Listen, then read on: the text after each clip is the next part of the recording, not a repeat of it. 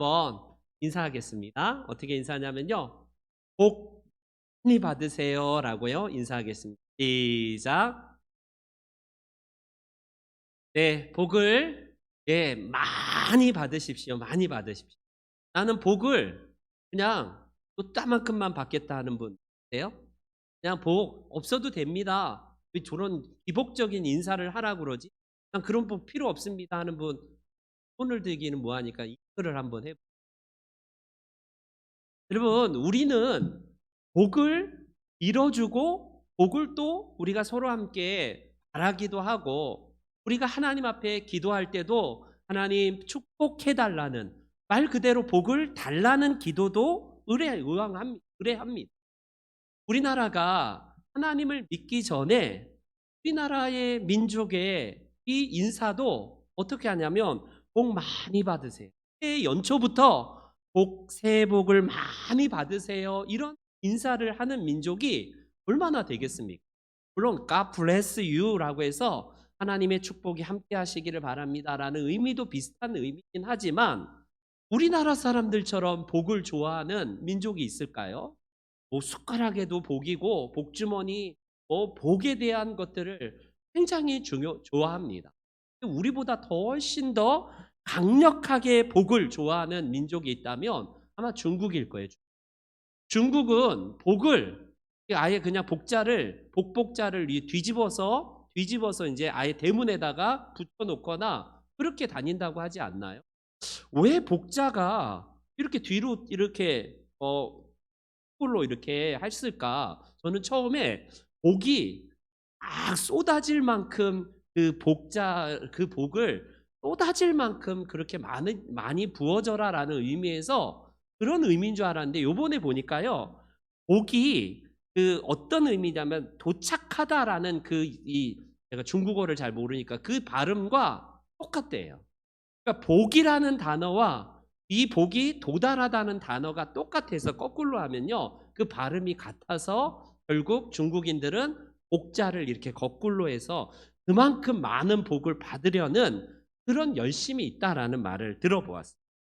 여러분, 우리는 새해가 됐던 꼭 새해가 아니라 이제 이 연말이 다가가는 와가는 이 시점에서도 복을 싫어하는 사람은 아무도 없을 거예요. 심지어 뭐 오복이라고 해갖고 이빨 좋은 것도 복 중에 하나라고 하기도 하고 별 복이 다 있잖아요. 그만큼 복을 다 원하고 복 받기를 사모하고 복에 복을 더해달라고 하고 복의 근원이라고 하고 저 사람을 복의 축복의 근원이라고 하는 등 우리는 복에 대한 부분들을 간절히 사모합니다. 그런데 그 복의 개념이 어떤 개념인지 어떻게 쓰여지는지를 보면요. 거의 99.9999%가 현세적인 복입니다. 말 그대로 건강의 복, 장수하는 복, 돈 많이 버는 복, 명예의 복, 자식들 잘 돼서 자식 농사가 잘 되는 복들 다 이런 현세적이고 물질적이고 보여지는 가시적인 복에 대한 부분들을 우리는 굉장히 많이 생각하고 그것을 추구한다라는 거예요. 물론 여러분 우리가 꼭 그런 복을 추구한다고 해서 우리가 나쁜 건 아닙니다. 우리는 하나님께서 그 영역도 하나님의 주권하에 있기 때문에 우리는 그것을 구할 수 있어요. 그렇지 않습니까? 나는 그런 복 필요 없다라고 해서 하나님 앞에 하나님 나는 영적인 복만 주세요. 그렇게 기도하는 건 아니지 않나요? 우리에게 있어서 꼭 자녀들을 위해서 기도하고 남편의 승진을 위해서도 기도하고 우리 하람이 이놈 새끼 하나님 제발 좀 대학 아무 데나 좀 붙게 해주세요. 이렇게 기도하잖아요. 기도하지 마세요. 하람이 많이 붙었습니다. 다 붙었어요. 기도하지 마세요. 벌써 6군데 다 붙었으니까 걱정을 안 하셔도 됩니다. 저는 한 번도 그렇게 솔직하게 하나님 하람이 좋은 대학 가게 해주세요. 이런 기도가 안 나오더라고요. 그냥 하나님이 알아서 하시겠지 하면서 지가 굳이 너 대학 막 억지로 가려고 하지 마. 대학을 왜 가려고 그래? 네가 공부하고 싶을 때가 너 지금이라도 어디 선교지에 가서 너 선교해라. 너 저는 그러 어디 가서 일해서 정말 노동의 그 가치를 배울 수 있는 데 가든지 굳이 대학을 왜 가야 되는지를 지금 모르고 있거든요, 하람이가. 그냥 친구들 가니까 얘는 죽어도 4년제, 4년제를 간대요. 지금 그 여기 가까운 데 다섯 저는 자기는 요셉형이 아니 그 집에만 있는 이삭형이에요, 이삭. 엄마 곁에서 집을 떠나지 않으려는 애서는 막 바깥에 나가려고 하는데 하람이는 집에서만 다니는 학교에 간다고 해서 선생님이 추천해 주는 좋은 대학들 다 안 가더라고요. 동국대 막 저 멀다고 안 간대요. 그냥 가까운데 여기 근처에만 썼어요. 집에서 그냥 30분, 1시간 있는 데만 있다고 해서 그냥 그렇게 애가 쓴다고 하고 멀리는 안 가겠다고 하더라고요. 알아서 해라. 네가 가는 거지. 내가 가는 거냐? 그렇게 맞긴 해. 어찌 됐건 우리는 자녀를 위해서 기도할 때도 그런 기도를 하는 게 응당해요. 맞아요. 오늘도 본문에 보니까 그런 복을 무시하지 않고 하나님께서는 이 본문을 통해서도 다양한 복에 대해서 약속하고 계시. 그러니 우리는 이 땅의 현세적인 복, 물질적인 복, 자녀의 복을 구하는 게 전혀 이상하진 않습니다. 예를 들어서 오늘 본문을 보세요. 내가 너희를 보호해 주겠다. 20절에 보니까 하나님께서 이스라엘을 보호해 주는 복을 말씀하고 있어요. 23절에 보니까 네가 그토록 원하는 저 땅을 너희가 차지하도록 내가 해주겠다. 하나님이 약속하세요. 또 25절에 보니까 물질의 복을 너에게 주고 병도 들리지 않게 하고 건강의 복을 주시겠다라고 25절에 말씀하세요. 26절에 보니까 자녀가 많고 네가 장수할 수 있도록 장수의 복을 내가 주겠다라고 말씀합니다. 28절에 보니까 너로 승리하게 해주겠다. 하나님이 승리의 복도 주세요. 31절에 보니까 너희가 원하는 그 광대한 땅, 그 모든 땅을 너희에게 주겠다. 전부 어떤 복이냐면 현세적이고 물질적이고 보여지는 가시적인 복이. 너희가 영적으로 부자가 되게 했다. 이런 말이 하나도 없이 실제적으로 약속한 복을 보면요. 우리의 번영, 우리의 안전, 우리가 얼마나 건강하고 잘 살아가는가, 이런 현세적인 복도 하나님께서 약속하시다는 겁니다. 문제는 그 복을 왜 원하고 있고 어떻게 받기를 원하는가가 이게 핵심이에요. 왜? 하나님은 물질의 복도 하나님의 영역 안에 있는데 세상은 어떻게 이걸 구하냐면 신에게 정성을 다 드려야지, 치성을 다 드려야지 이 복을 받는다라고 이야기를 해요, 보편적으로.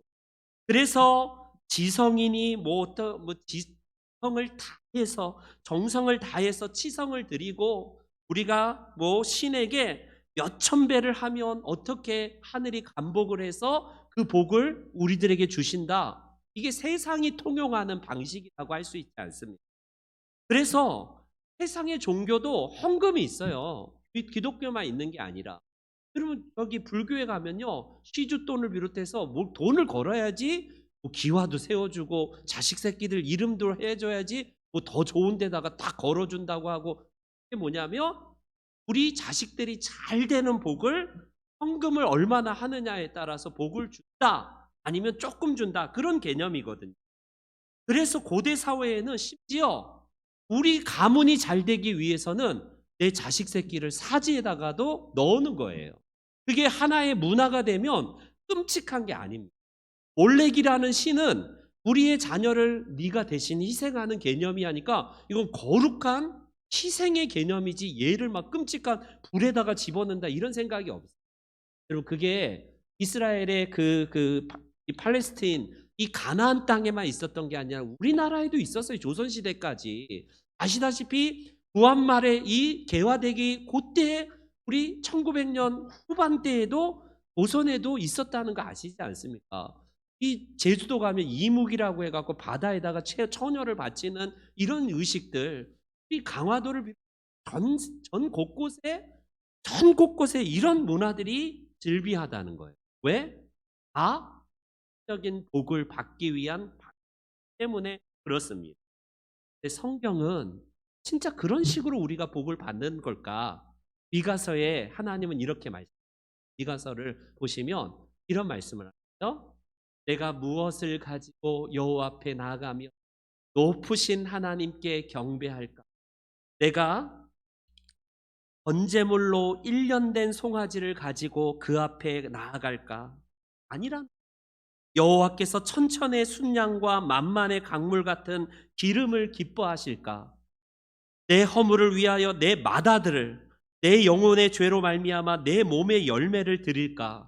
아니라는 겁니다. 사람아, 하나님께서 선한 것이 무엇임을 내게 보이셨나니 여호와께서 내게 구하시는 것은 오직 정의를 행하며 인자를 사랑하며 겸손하게 내 하나님과 함께 행하는 것이 아니냐. 위의 방식은 세상의 방식이에요. 위의 방식은 내가 어떻게 송아지를 드리면 될까? 내가 번제를 드리고 내 자식을 바치면 하나님이 복을 주실까? 아니라는 거예요. 하나님이 진짜로 구하시는 뜻은 무엇이냐면 정의를 행하고 오직 하나님을 사랑하여서 겸손하게 하나님의 뜻 가운데 그분과 동행하는 삶을 살아가는 게 진짜 복을 받는 비결이라고 말씀합니다. 이와 반대로 그 세상의 신들은 어때요? 이 전형적으로 미가서 앞에서 나왔던 여러 가지 것들을요 바치라고 합니다. 금기, 터부라고 하잖아. 여러 금기를 만들어서 못하게. 우리 김용림 권사님 알고 계시겠지만 이사 가기 좋은 날이 따로 있어요. 그래서 꼼짝 못합니다. 저는 처음에 전도사 시절에 너무 많이 다니는 돈이 없, 무슨 돈이 있어요? 사장님한테 딱 그날이 이사 가야 되는데 저는 손 없는 날이 뭔지도 몰랐어요. 처음에 손 없는 날이 뭐 이렇게 말을 하더라고요. 그날 그러면 손 없는 날이라고 하니까 그날을 쫙 라고요. 왜요? 손이 왜 없을까 했는데 그 손이 손님이라는 그런 의미더라고요. 그때에 귀신이 잠깐 쉽게 말하면 휴가 가서 쉬고 있을 때 이때 빨리 옮기면 터가 좋아갖고 막 복을 받는다. 우리나라 개념이잖아. 저는 귀신이 많이 달라붙어도 되니까 하게만 해주세요. 사장님이 놀래시고 뭐 그런 사람이 다 있나 싶어서 웃더라고요. 여러분, 그게 우리나라에 지금까지도 영향을 미쳐서 손없는 날을 궁합을 봐서 이 사주팔자를 봐서 서로 함께 맞니 안 맞느니 결정하는 이런 것들이 바로 세상 방식이 통하는 복에 받는 방법이에요. 그래서 우리에게 있어서 숫자사를 피하고 문지방에 발도 못 밟게 하고 여러 터부들이 있습니다. 많이 우리나라도 사라지긴 했는데 여전히 터부라는 금기사항이 지역 곳곳에 여전히 그 지방의 가문에 여전히 남아있어요. 그거 하면 복을 못 받는다라고 큰일 날 것처럼 얘기하는 게 얼마나 많아요. 저는 뭐 시험 보는 날 뭘 부러지면 안 된다고 그래가 미역국도 안 먹잖아. 그런 날은 일부러 그냥 막 먹습니다. 깨지면 뭐 재수가 없다 그러면 일부러 깨트려 봐요. 깨트려 보면 내가 삶이 어떻게 깨지고 막 진짜 미끄러지고 진짜 시험에도 안 붙는가? 한 번도 그런 적이 없어요. 여러분 진짜 터부와 금기는 그거에 매여 있는 사람들이 두려움의 영에 사로잡힌 사람들에게만 효과를 발휘할지는 모르지만 그리스도 안에서 우리가 숫자사가 어떻고 뭐 13일의 금요일이 어떻고 그런 거에 왜 묶이는지 모르겠어요.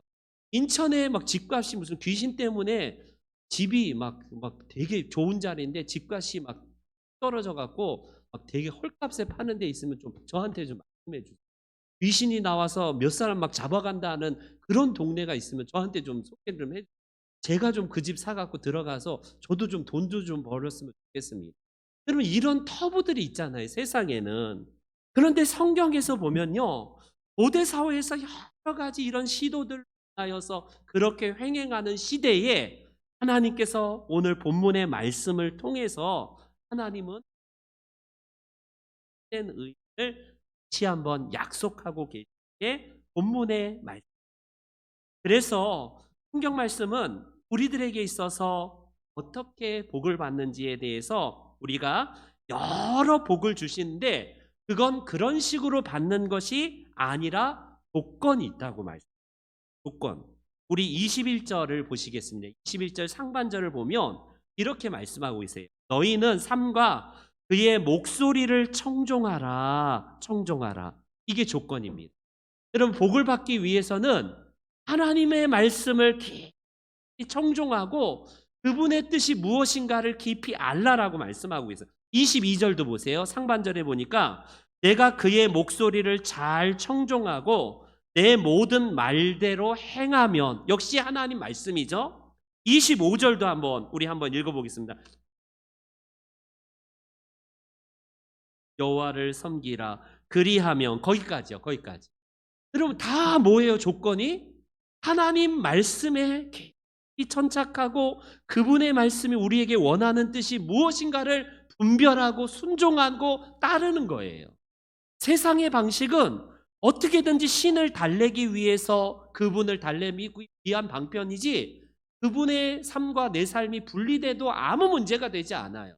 신 앞에 부들부들 떨면서도 세상에서 개차반처럼 살아가는 거, 그 신은 그걸 보는 게 아니라 신 앞에 달래는 의식, 그냥 잘 먹여드리고 잘 제사 드려드리면 그 신은 그 후손에게 복 주는 신이에요. 근데 우리 하나님은 그러지 않습니다. 하나님의 말씀을 듣고 삶이 어떻게 살아가는가, 그걸 하나님이 보신다는 거예요. 완전히 세상의 신의 방식에 추구하는 방식과 우리 하나님이 원하시는 방식은 완전히 다르다라는 사실입니다. 그렇기 때문에 말씀 청종에 대한 여부, 그거에 따라 복과 저주가, 대표적으로 신명기가 이 사상을 이야기하는 말씀인데 너무 길어서 읽지는 않지만 잠깐 보여주세요. 복을 받는 말씀이 들어와도 복 받고 나가도 복 받고 하니까 현세적인 복인데, 보세요. 하나님 말씀을 잘 듣는 거예요. 마찬가지로 여러분, 저주받는 것은 어떤 거냐면 반대인데, 그 다음 구절 한번 넘겨보세요. 네가 하나님의 말씀을 순종하지 아니하면, 그러면 네가 저주를 받는, 똑같습니다. 우리에게 복을 받는 방식과 우리가 복을 차버리는 방식은 오늘 본문의 출애굽기나 저 신명기의 말씀과 똑같이 내 삶이 어떻게 살아가는가를 하나님이 보신다는 거예요. 말씀을 100번 듣습니다. 잘 알아. 그런데 그 말씀에 순종하려는 마음이 내 안에서 1도 없어요. 판단만 하고 있고, 또 오늘 저 말씀 또 하네. 그게 아니라 이 말씀의 순종 여부에 따라서 하나님은 그 사람과 그의 모든 것들에 대해서 하나님은 복을 허락하신다라고 말씀을 하고 계세요. 반대로 우리 하나님께서 그 말씀에 순종하지 아니하고 하나님의 말씀이 전혀 마음속에 없는 사람은요, 결국 그 마음속이 하나님과는 상관없는 저주받은 그런 마음으로 살아갈 수밖에 없다라는 것. 그렇기 때문에 세상은 운명에 갇혀 살아요. 늘 숙명론입니다. 사주팔자도 그렇고 모든 것이 정해진 이치에 따라서 그 길로만 가야 되는 거예요. 우리 기독교는 어떻습니까? 하나님께서 약속한 복은 온 세상 영역이 다 하나님의 창조의 세계이기 때문에 어디 매여 있지 않아요. 무슨 텁으로 인하여서 그것 하면 우리는 큰일 날까 봐 덜덜 떨 게 아닙니다. 하나님의 우리를 향하신 그 뜻은요, 하나님의 섭리와 주권하에 있기 때문에 사탄 앞에서도 떨지 않아요. 사탄도 우리가 새벽마다 지금 욥기를 보지만 사탄도 하나님의 허용하심에 따라서 그 반경 안에 있는 거예요. 예를 들어서 우리가 철로역정이라는 그 소설을 보면 개가 사슬에 묶여 있는데 사람들 지나갈 때마다 저 개가 물면 어떠지? 그 개는 묶여있는 반경 안에서 으르렁거리고 위협할 뿐이지 전혀 그 사자나 그것들은요 전혀 위협을 하지 못해요. 마찬가지로 사단이 이 세상을 지배하는 게 아니라 하나님의 섭리하에 사탄은 그런 하나님의 허용하심에 따라 그 반경 안에서만 지금 머리가 깨진 상태에서 하나님의 허용하심에 따라서 움직이고 있는, 사단이 세상을 지배하는 게 아니라는 겁니다.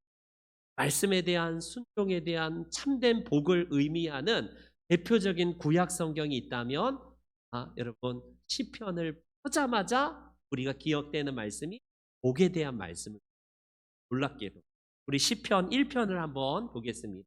같이 한번 읽어볼게요. 시작. 복 있는 사람은 악인의 꾀를 좇지 아니하며 죄인의 길에 서지 아니하며 오만한 자의 자리에 앉지 아니하고 오직 여호와의 율법을 즐거워하여 그 율법을 주야로 묵상하는 자. 저는 시냇가에 심은 나무가 시절을 좇아 과실을 맺으며 그 잎사귀가 마르지 아니함 같으니 그 행사가 다 형통하리. 아멘. 여러분, 동일하게 저 시편의 기자도 동일하게 복에 대한 개념을 이 땅에서 어떤 것이 아니라 하나님 말씀을 사랑하여서 그 말씀대로 순종하고 여호와의 말씀을 즐거워하고 그 말씀에 따라서 살아가는 삶이 복을 받는 첩경이래요. 그래서 악인의 형통함을 우리는 부러워하지 않고요, 악인이 우리들에게 그 꾀를 따르지 아니하고 죄인들의 길에 서지 아니하고 오만한 자리에 앉지 않는 거예요. 세상은 죄인들의 길에 서야지 내게 뭔가가 떨어집니다. 떡고물이. 세상 방식에 따라서 살아가는 게 우리의 성공을 보장해 주는 듯이 세상은 자꾸 손짓해요. 야, 너 그러다가 쪽박 찬다. 너 그렇게 원리 원칙대로 살아가면 너 바보 돼. 세상 방식은 이거예요. 아, 죄인들의 길, 악인들의 꾀, 오만한 자리에 자꾸 앉아야지 너 먹고 살 수 있어. 어떻게 할 거야? 그 방법대로 살면 너 쪽박 사. 세상의 방식이 이게 복이라고 가르쳐요. 그러나 하나님의 백성들은 이 죄인들에 서지 않고요, 오직 여호와의 율법을 주야로 묵상하고 그곳에 우리가 머무르는 것. 하나님의 백성. 세상은 악인들의 그 방법이 통하는 그런 세상에서 형통하는 것처럼 보일지라도 여러분, 문제는 그게 100년 만년 갈 것이 아니라는 겁니다. 아니, 100년 만년 가더라도 궁극적으로 하나님의 방법은 아니기 때문에 악인의 길은 망하리도다라고 시편의 기자는 결단하고 그렇게 단언하지 않습니다. 여호와의 율법을 묵상이란 말과 명상이란 말을 좀 혼동하면 안 돼요. 세상은 명상,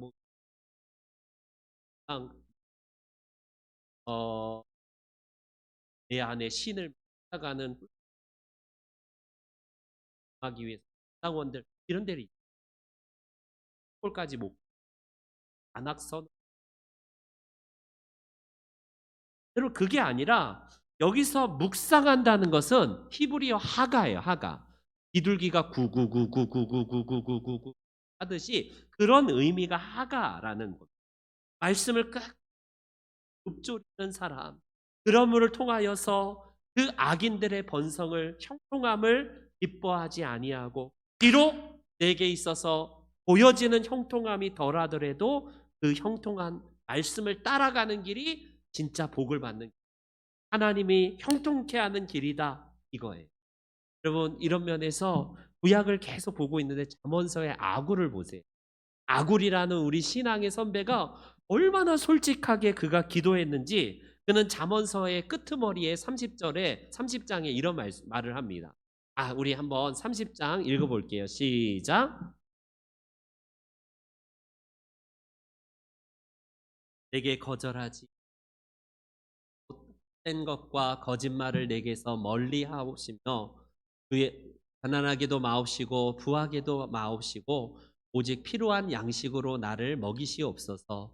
혹 내가 배불러서 하나님을 모른다 여호와가 누구냐 할까 하오며 혹 내가 가난하여 도둑질하고 내 하나님의 이름을 욕되게 할까 두려워함이니. 아멘.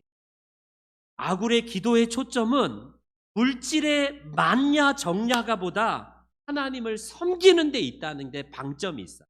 저겁니다. 아굴은 물질이 얼마나 폭력을 휘두르는지 알기 때문에 하나님, 물질로 인하여서 내가 가난에 찌들지 않게 해달라고 기도하고 있습니다. 그리고 이런 기도가 필요해요. 때로는 하나님, 나 가난해도 돼요. 나 지질하게 가난하게 해주시고 우리 자식 새끼들도 다 가난하게 해셔서 범죄하지 않도록, 그런 기도하는 게 아닙니다. 아굴은 물질의 위력이 뭔지 알기 때문에 가난으로 인해서 내가 담 뛰어넘어서 하나님의 영광을 가리는 일을 하지 않도록 그는 기도합니다. 또 반대로 말씀의 위력을 알기 때문에 너무 부하게, 너무 넘쳐나게 막 가져서 땅이 믿어도 돼 하면서 교만하여서 하나님을 버리거나 하나님을 잊어버리고 살거나 무시하고 살기 때문에 그는 두려운 마음으로 너무 부하게도. 여러분, 그렇기 때문에 아굴이나 시편의 1편의 기자나 우리 신명기서나 오늘 본문의 이 출애굽기서나 다 뭐예요? 성경의 한결같은 핵심은 말씀을 청종, 그 말씀에 따라서 그 깊이 새기면서 이 주는 행복으로 인해서 살아가는 것이 그리스도의 참된. 저와 여러분들에게 이제 하나님은 오늘 본문에서 이제 어떻게 우리들에게 이 말씀을 허락하시고 우리에게 약속하고 우리에게 복을 주시는 그 하나님의 말씀이 성경을 통해서 주신다라고 한다면 우리는요 28절 상반절을 한번 다시 28절 8절 상반절 한번 다 같이 한번 읽어봅니다. 시작. 거기까지요. 내 앞에 왕벌을 내게 보내리니. 여러분, 벌이 무섭나요? 벌이 무섭나요? 저는 왜 이렇게 벌이 잘 쏘이는지 어렸을 때 연탄을 들고 한 4개씩 가서 하고 땡벌인지 들고 가갖고 초등학교 때 알고 있는데 하면 탁 집어던져갖고 약속했는데 하나 둘 할 때 다 던지고 저만 늦게 던져갖고 바바바바바바박 쏘이는데 그걸 정신없이 도망가면서 울면서 쏘였는데 한 3일 동안 잤어요. 몸에도 막 힘이 그 알벌 장소가 아니라 몸에도 막 들어와갖고 얼마나 쏘였는데 몸 아픈 것은 아무것도 안 아픈데 머리에 너무 많이 쏘여요. 제가 3일 동안 죽은 줄 알았어요. 아, 우리 하나님 책 만날 뻔했습니다. 그런 기억이 어렸을 때 있는데 벌이 무섭더라고요. 진짜 무섭. 군대에서 제식 훈련 하나 둘 이렇게 해서 가는데요. 벌이다 그러면 장성한 군인들도요 다 엎드려갖고 바짝 긴장해버려. 벌 한 마리에 그 장수 말벌 한 마리에도. 여러분, 그만큼 왕벌을 보낸다라고 하나님께서 싸움의 방식이 좀 무슨 말씀일까요? 이 말씀은 싸우기도 전에 하나님은 내가 이 모든 전쟁의 주권자로서 니들이 수행하는 게 아니라 내가 하는 거다라는 하나님의 의지가 담겨 있는 말씀이에요. 그렇기 때문에 실제로 이스라엘 백성들이 정탐꾼을 왜 하나님이 보내시라고 할까요? 아니, 정탐꾼을 우리가 보낸다는, 스파이를 보낸다는 것은 적의 참호가 어떻게 돼 있고 어떻게 배치돼 있고 자세히 그거 동태를 파악해 갖고 우리에게 유리한 어떤 그런 지형으로 가거나 언제 기습할지를 파악하기 위해서 여러분 스파이, 이런 정탐꾼을 보내지 않습니다. 하나님께서 혹시 이 전쟁이 그렇게 되길 원해서 12명을 보낸 거예요? 여러분, 이스라엘의 12지파 가운데 한 명씩을 보낸 이유는 하나님이 세상의 방식의 스파이를 보내서 파악해갖고 그렇게 이기기 위한 방식. 너희가 눈으로 한번 확인해봐. 내가 약속한 그 가나안 땅을 너희에게 줄 것이다라는 하나님의 약속을 확인하기 위한 거예요. 세상의 방식은 몰래 가갖고 정탐해갖고 어떻게든지 그 땅을 잘해서 전쟁을 수행하기 위한 방편이지만 하나님은 너희에게 주겠다라는 것을 먼저 그들의 눈에 보여주심으로 말미암아 하나님께서 일하신다는 것을 그들에게 실제적으로 보여주는 방편입니다. 그런데 이스라엘 백성들이요, 이미 그들은요, 이스라엘에 실제적으로 이제 나중에 여호수아를 통해서 들어갔는데 그들의 사기가 다 꺾였어요. 이스라엘 백성들이 갔다 와갖고 뭐라고 했습니까? 우리는 게임도 안 됩니다. 우리는 메뚜기 같이 했다. 그런데 40년 동안 방황하고 나서 이제 여호수아 시대를 맞이하여서 요단강을 건너갔을 때 이미 그 아낙 족속, 그 어마어마한 큰 민족들이 다 간담이 녹아서 다 그들은요 전의가 상실되어서 하나님께서 왕벌을 보내시겠다라고 약속한 바가 그대로 다 이루어져. 이 민족이, 이 노예 민족이 어찌 여호수아가 뭐 대단한 칼을 들어서 전쟁의 무기가 있어서 승리했겠습니까? 하나님께서 이미 약속하신 바를 이루시는 것이 바로 이 왕벌을 보내시는 시전입니다. 이게 하나님의 우리를 향하신 사인이에요. 그래서 가나안 땅에 그들은요, 하나님의 약속을 체험하는 땅으로서 그들은 실제적으로 그 땅을 정복한 것 아닙니다. 우리에게 있어서 여호수아가 정탐꾼을 보내고 기드온이 정탐꾼을 보내던 그것은 어떤 고급 정보를 얻기 위한 방편이 아니라 하나님이 주가 일하신다는 것을 확인하는 겁니다. 두 번째는 왜 우리가 하나님께 순종하여서 복받는가? 그거는요, 우리에게 있어서 승 주시는데 완전하게 한 번에 그냥 우리에게 확 주시지 않는다는 것으로 하나님 말씀하십니다. 이 본문 29절과 30절 다시 읽어볼게요. 29절과 30절 시작.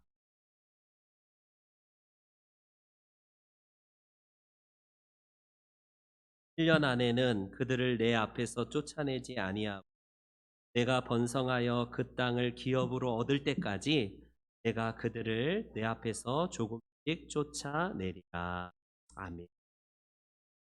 여러분, 여호수아가 잘 알다시피 우리에게 있어서 이제 가나안 땅을 차지하는 과정에서 남쪽을 이제 정복하고 북쪽을 정복해서 12지파가 그 땅을 다 차지해서 완전히 이제 정복한 것처럼 보이지만 하나님이 이미 출애굽기서에서 이미 그들이 가나안 땅에 들어가기 전에 무슨 말씀을 하시냐면 너희들이 조금씩 조금씩 그 땅을 차지하라는 말. 실제적으로 여러분 사사시대 동안 내내 이 문제를 가지고 그들은요 정복을 완전히 이루지 아니하고 그 가나안 민족과 결탁하기도 하고 타협하기도 하고 그 가나안 민족에 의해서 그들은 또 정복당하기도 하고 사사시대 400년 동안 그걸 그렇게 경험했어요. 드디어 다윗 시대에 완전히 그들은 이제 정복을 하지 않나요? 이 사울 시대에도 블레셋 늘막 그 뭐 법궤도 뺏기고 막 나라가 그러다가 다윗이 이제 등극하여서 하나님이 이루어 놓으신 모든 것들이 완벽하게 말씀 성취가 된 것을 얘기해 말. 사랑하는 여러분, 우리 하나님의 방식이 내게 때로는 조금 주는 것 같아요. 완전한 승리를 주시겠다고 하지만 내게 보여지는 감사거리는 그만큼 작을 보일 수도 있어요. 그런데 여러분 그것에서 더 큰 것을 볼 수 있는 필요하다는 거예요. 그게 뭘까요? 그게 믿음. 하나님의 약속을 할 때에 하나님은 옛다, 아나 여기 있다 하고 100%다 줬으면 하나님 안 먹겠다. 그런 하나님을 다 원하지 않을까? 때로는 우리들에게 있어서 하나님이 주시기도 하지만 가져가시기도 그런 하나님을 세상은 당신은 내가 안 믿어 하지 않나요? 그러나 우리는 화끈한 승리가 주어지지 않고 조금 조금 정복을 통해서 알게 순종했을 때 하나님 어떻게 우리에게 반응하시고 기뻐하시고 하나님의 뜻이 무엇인지를 그걸 통해서 우리의 삶이 기도응답이 왜 이렇게 한꺼번에 도깨비 방망이처럼 세상은 뚝딱 하면 더 이상 기도할 필요도 없어요. 기도가 그런 건가요? 기도한다는 것은 내 뜻대로 되지 않기 때문에 기도하다 보면 하나님 A입니다, A입니다, A입니다 하다가 마음이 내가 기도의 주체자인 줄 알았는데 하나님이 기도 속에서 내 마음을 만져주신 경험하지 않아. 아, 때론 가져가심도 그게 감사한 거고 장미꽃의 화려함만이 기뻐하고 우리의 감사 조건이 아니라 장미꽃에 달린 그 가시조차도 감사하다는 것을 깨닫는 게 그게 기도고 그게 믿음이지 않습니까? 사랑하는 성도 그걸 깨닫기까지가 너무 지리하고 너무 힘들게 있어서 하나님의 약속 이미 주어졌어요. 그 이미 주어진 말씀을 붙드시고 우리에게 보여 번영은 조금 있어요. 그러나 세상의 번영뿐만 아니라 온 세상을 창조하시고 세상 권세를 약속하신 아버지와 아들과 성령의 이름으로 세례를 베푸신 그분은 온 세상을 똑하고 저와 여러분들이 세상 앞에 너무 비굴하게 세상의 악인의 형통 앞에 그 길 따라가는 자들이 아니라 이 하나님의 말씀을 순종 말씀 앞에 엎드려서 하나님의 그 놀라운 은혜를 마다 날마다 경험하시는 물질의 복뿐만 아니라 이 세상 모든 것을 넘어선 하나님의 초월하시는 분을 다 경험하시는 이 귀한 성도님들 다 되시기를 주의 이름으로 축복합니다. 아멘.